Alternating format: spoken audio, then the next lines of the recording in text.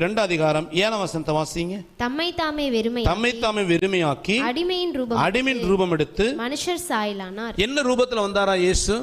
அடிமையின் ரூபம் எடுத்தார், மனுஷனாய் வந்தார். ஆனா அந்த மனுஷனையும் கர்த்தர் என்ன சாயல்ல வந்தாரா? அடிமையின் ரூபமாய், அடிமையை போல வந்தாரா இயேசு. அடிமை அப்படின்னா அவனுக்கு எந்த விதமான சுய உரிமையும் சுய விருப்பங்களுமே இருக்கவே கூடாது. அவன் தான் அடிமை. பாண்ட் சர்வெண்ட் அப்படின்னு சொல்லுவாங்க. வேலைக்காரன் வேற, அடிமை வேற. வேலைக்காரன் வந்து யூனியன் வச்சு கூட என்ன செய்யலாம், பேசலாம். இன்னைக்கு நிறைய இடங்களில் பார்த்தீங்கன்னா யூனியன் இருக்கும் வேலைக்காரர்களுக்கு. அவங்க என்ன பண்ணுவாங்கன்னா, மேனேஜர் அந்த அந்த மேனேஜிங் டைரக்டர் அவங்கள்ட்ட என்ன செய்வாங்க, நின்று பேசுவாங்க. எங்களுக்கு இதெல்லாம் கோரிக்கை இருக்குது, இதெல்லாம் நீ தரணும், எங்களுக்கு இன்கிரிமெண்ட் வேணும், போனஸ், இதெல்லாம் வேலைக்காரன் சுய உரிமை என்ன செய்யலாம், பேசலாம். ஆனால் அடிமை வந்து உதாரணத்துக்கு இன்னைக்கு ஓனர் சொல்கிறாரு, டேய் நீ ராத்திரி தூங்கக்கூடாது, அவன் தூங்கக்கூடாது. அப்போ இன்னைக்கு உனக்கு சாப்பாடு இல்லை அப்படின்னா சாப்பாடு கேட்கக்கூடாது. இந்த அடிமைக்குன்னு சுயமான எந்த உரிமையும் கிடையாது, சுயமான விருப்பங்கள் கிடையாது, சுயமாக யோசிக்கக்கூடாது. அவன் எந்த விதத்திலுமே தன்னை ஒரு பொருட்டாகவே எண்ணக்கூடாது. அவன் தான் அடிமை. இயேசு பூமிக்கு வரும் பொழுது அடிமையின் ரூபம் எடுத்து வந்தார். எப்படி ஒரு எஜமானுக்கு தன்னை முழுமையாய் அர்ப்பணித்த ஒரு அடிமை இருப்பானோ அதுபோல், அதாவது ஒரு அடிமைனா அவன் எப்போ தூங்கணும், எப்போ சாப்பிடணும், எப்போ எந்திரிக்கணும், எவ்வளோ மணி நேரம் வேலை செய்யணும், எந்த இடத்துல படுக்கணும், என்ன ட்ரெஸ்ஸு போடணும், இது எல்லாமே எஜமான் தான் தீர்மானிக்கணும். அந்த அடிமை எதையுமே தன்னை குறித்து என்ன செய்யக்கூடாது, தீர்மானிக்கக்கூடாது. நாளைக்கு நான் என்ன செய்யணும், என் ஃபியூச்சர் என்ன, எல்லாமே எஜமானுடைய கையில் இருக்குது. இந்த அடிமையோட வேலை என்னன்னா, எஜமானுக்கு கீழ்ப்படிந்து இருப்பது தான் அடிமை. இயேசு அப்படிதான் அந்த பூமிக்கு வந்தார். இயேசு பூமிக்கு வரும் பொழுது ஒரு அடிமையை போல, நீ வாசித்து பாருங்க, யோவான் 5 அதிகாரம் 30 வசனம் வாசிங்க.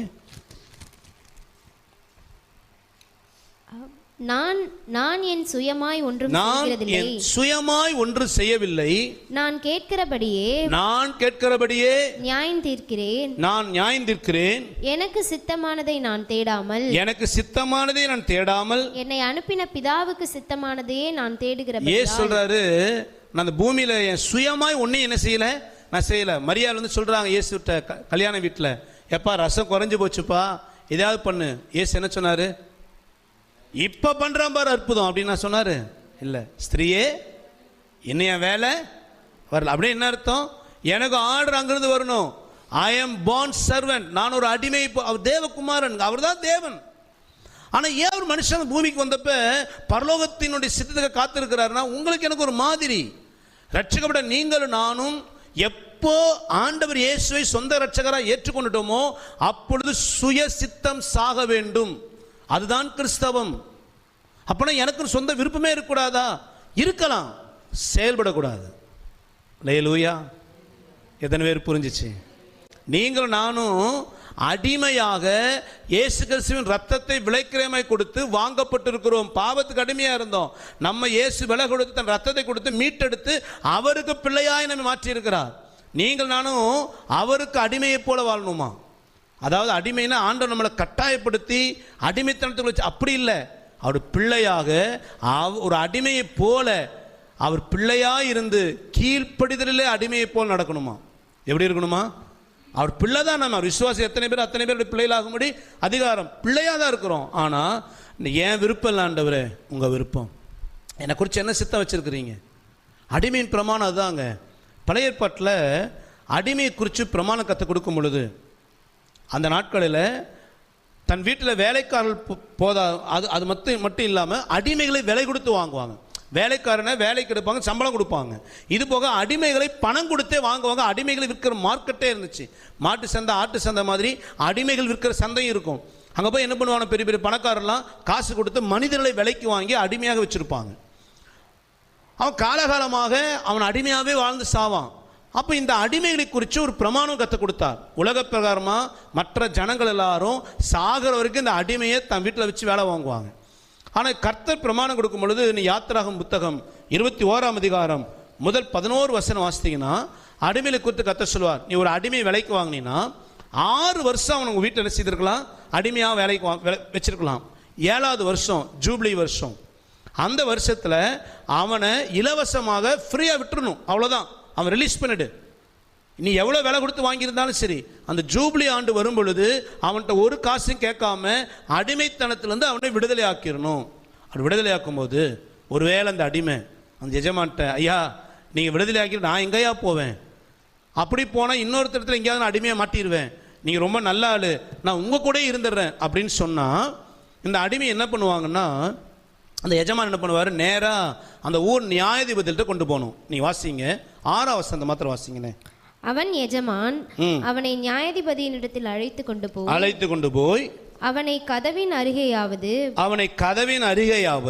கதவு நிலையின் அருகேயாவது சேர பண்ணி அங்கே அவன் எஜமான் அவன் காதை கம்பியினாலே குத்தக்கடவன். பின்பு அவன் என்றைக்கும் அவனிடத்திலே சேவித்து கொண்டிருக்க. ஒரு அடிமை நிரந்தரமான அடிமையாகவும் உங்கள்கிட்ட இருக்கிறேன் அப்படின்னு சொல்லிட்டா இந்த ஓனர் நியாயாதிபதியில கூட்டிட்டு போவான் அந்த ஊர் தலைவர்கிட்ட. அந்த ஊர் தலைவர் கேட்பார், ஏப்பா நீ காலம் போற இவனுக்கு அடிமையா இருக்கிறியா? ஆமாயா, இவருக்கே நான் அடிமையா இருக்கிறேன். உடனே என்ன பண்ணுவாங்கன்னா அவனை கூட்டிட்டு போய் ஒரு கதவு அந்த சந்தில் நிற்க வச்சு இந்த காது இங்கே இருக்கு பார்த்தீங்களா, இங்கே நல்ல ஒரு கம்பியை வச்சு ஓட்டை போட்டுருவாங்க. அந்த நாட்களிலே இந்த காதில் ஓட்டை போட்டிருக்குது அப்படின்னா அவன் யாரு? நிரந்தர அடிமை. இன்னைக்கு நிறைய பேர் ஓட்டை போட்டு சுற்றுறான் இல்லை?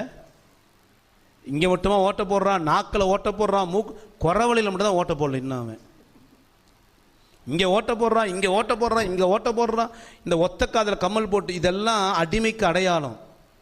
நாட்கள் இந்த ஓட்ட காதல் இருந்துச்சுனாலே அவன் யாரு? நிரந்தர அடிமை. சரி, நிரந்தர அடிமைக்கு ஏன் காதில் ஓட்ட போடணும்? ஒருவேளை காதில் ஓட்ட போட்ட எல்லாருக்கும் தெரியும் அதனால காதில் ஓட்ட போட சொன்னாங்களா? அப்படின்னா இதை விட இங்கே அடையாளம் போட்டிருக்கலாம் இல்லை? இங்கே ஒரு ஏதாவது அடையாளம் போட்டிருந்தா எல்லாருக்கும் ஈஸியாக தெரியும். ஏன் ஒரு நிரந்தர அடிமைக்கு காதில் ஓட்டப்பட சொன்னாங்கன்னா, அந்த நிரந்தரமான அடிமை ஒரு தீர்மானம் எடுக்கிறான், ஒரு அர்ப்பணிப்பு. என்னன்னா, இனிமேல் என் காதில் என் எஜமான் சத்தம் மட்டும்தான் கேட்டு கீழ்ப்படிவினே ஒழிய எந்த சத்தத்துக்கும் என் காதில் நான் இடம் கொடுக்க மாட்டேன். அல்லேலூயா.